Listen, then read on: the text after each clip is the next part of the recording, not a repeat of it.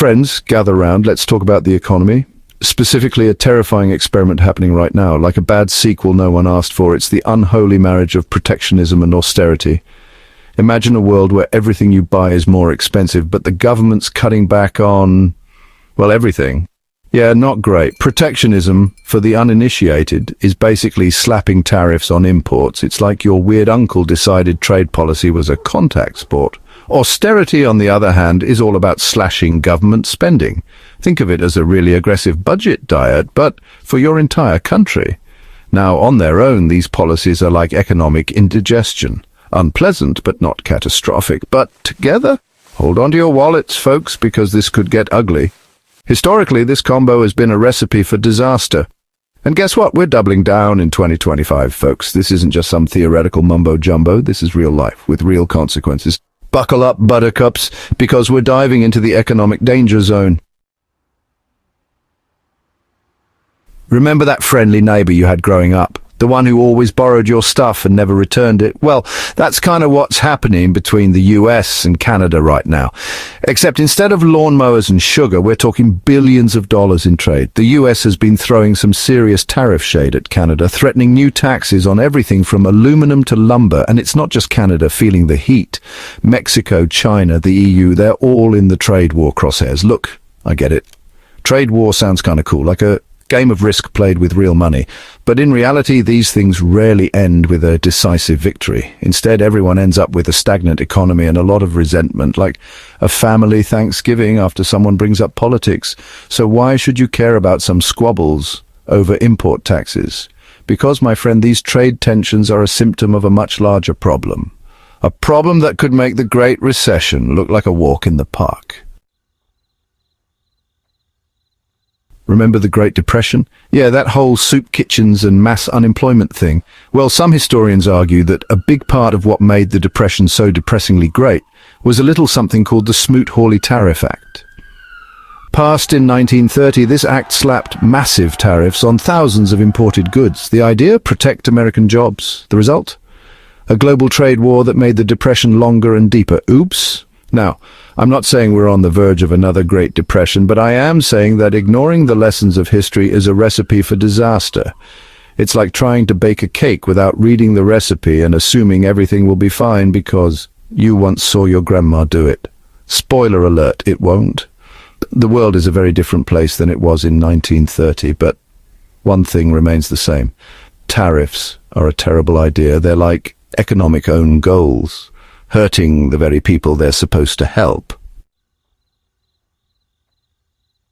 Here's a fun fact. The global economy is kind of a big deal, like really big. Countries are no longer isolated economic islands. We're all interconnected, like it or not. Think of it like a giant game of Jenga, where each block represents a different country's economy.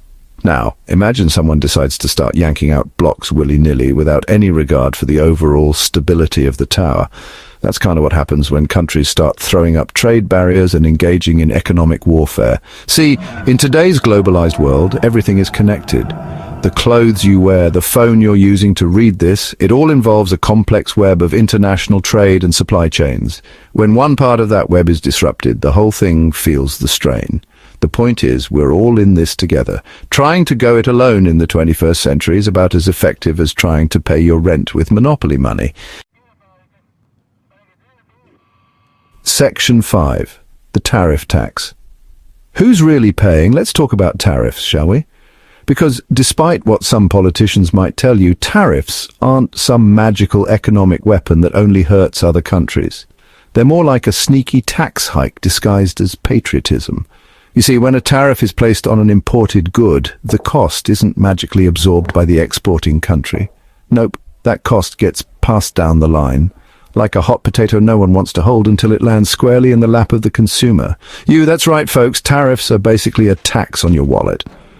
So that new TV you've had your eye on, thanks to tariffs, it just got a whole lot more expensive.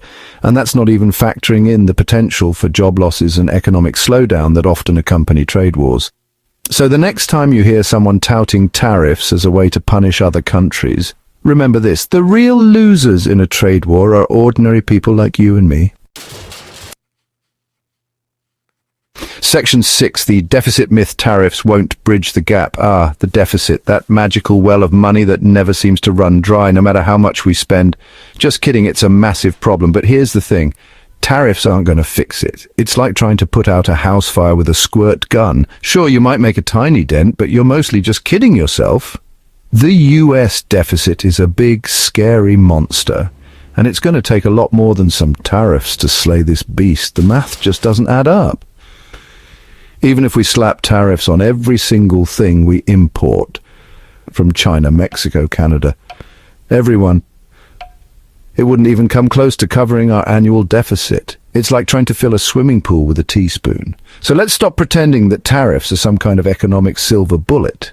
They're not. They're a distraction from the real issues, and a costly one at that. Section 7, penny-wise, pound-foolish, the limits of austerity. Remember that time you tried to save money by cutting out your daily coffee? You know, the one that makes you a somewhat functioning human in the morning. Yeah, austerity is kind of like that, but on a national scale. Governments love to talk about cutting spending. It sounds responsible, right? Like tightening your belt during tough times. But here's the thing. When you cut spending in a struggling economy, you risk making things worse. It's like throwing water on someone having a seizure. It just makes things messier. And let's be real, the government's idea of cutting spending usually involves slashing social programs and public services that people rely on. You know, the stuff that keeps society from completely falling apart. Meanwhile, military budgets and corporate subsidies remain largely untouched. Go figure. The point is, austerity isn't always the answer. Sometimes you need to spend money to make money. It's like investing in a good therapist. It might seem expensive now, but it could save you a lot of pain and suffering in the long run. Section 8, market jitters, the economy on edge, the stock market. It's like a giant mood ring, reflecting the collective anxieties of investors everywhere. And right now, that mood ring is looking decidedly blue. The combination of trade wars, tariffs, and austerity has investors feeling a little jittery, to say the least. Their markets hate uncertainty, and right now we're living in a world of economic what-ifs. It's like trying to plan a vacation when you don't know your budget, your destination, or if you'll even get any time off. Bond yields are falling, which sounds good, but can actually be a sign that investors are nervous about the future. It's like that feeling you get when you're on a roller coaster that's climbing slowly to the top of the first drop. You know something big is coming, but you're not sure what it is yet. The point is, when the economy is uncertain, everyone gets a little jumpy, and that jumpiness can lead to irrational decisions, which can further destabilize the markets. It's a vicious cycle, and one that we need to break out of if we want to avoid a full-blown economic meltdown. Section 9, weathering the storm strategies for a shaky economy. So the economy is looking a bit wobbly and the future is uncertain. What's a savvy investor to do? Well, the first rule of surviving an economic downturn is don't panic. Easier said than done, I know, but panicking is like throwing gasoline on a fire. It only makes things worse. Instead, take a deep breath and consider your options. One strategy is to diversify your investments. Don't put all your eggs in one basket, as they say. Spread your risk across different asset classes, like stocks, bonds, and real estate. Another smart move is to pay down your debt. The less debt you have, the better positioned you'll be to weather any economic storms that come your way. It's like battening down the hatches before a hurricane. You want to be as financially secure as possible. And finally, consider a strategy embraced by billionaire investor Ray Dalio, the all-weather portfolio. This portfolio is designed to perform well in any economic climate, whether it's rain or shine. It's like having a financial umbrella that protects you from the elements. The all-weather portfolio typically consists of a mix of stocks, bonds, gold, and commodities. This diversified approach helps to mitigate risk and provide consistent returns, even during market downturns. It's not a get-rich-quick scheme, but it's a solid long-term strategy for weathering any economic storm. Remember, folks, economic downturns are a part of life. It's like the flu, unpleasant, but usually survivable.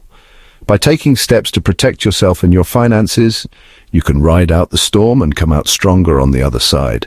And hey, if all else fails, there's always the option of moving to a deserted island and living off the land. Just make sure you pack plenty of sunscreen. So hit that subscribe button, ring the bell for notifications, and let's turn the page on a new adventure together. Get ready to experience books like never before, only on VBook 360. Like, comment, and share to support the channel and keep the video magic alive. Thank you for stopping by. And remember, every video has a story, and every story deserves to be shared. See you in the next video.